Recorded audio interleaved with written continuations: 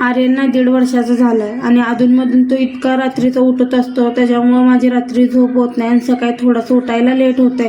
आज उठले मी 7:30ला. उठलं तर आज एक डबा बनवून घेतला लाडूचा आणि लाडूच्या पप्पाचा, दोघांचा डबा वगैरे झाल्यानंतर आज डब्यामध्ये होतं घेवड्याची भाजी, चपाती आणि भात. त्याच्यानंतर नाश्ता करायला घेतले. नाश्त्यामध्ये आज असं विचार होतं उडीद वडा बनवायचं, कारण का शनिवारी काही बी दिलं तर फास्ट फूड वगैरे चालते त्यांच्या शाळेमध्ये शनिवारचं फक्त. त्याच्यानंतर मी उडीद वडा बनवायला घेतलं. एवढा टाईम नव्हता म्हणताना गोल पकोड्या टाईप काहीतरी केलं, खरं खूप छान झालेलं होतं. दोघांना चहा नाश्ता दिला.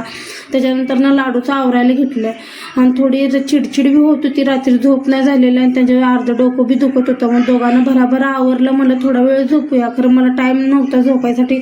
आज शनिवार असल्यामुळे लवकर तिची शाळा सुटणार होती म्हणून घरचं काम करूच तर मला 12 वाजून गेले. तिथनं लाडूला शाळेतून वगैरे आणले. व्हिडिओ आवडला तर लाईक, कमेंट, शेअर करा. चॅनलला सबस्क्राईब करा. पुन्हा एका नवीन ब्लॉगमध्ये भेटू. चला तर बाय.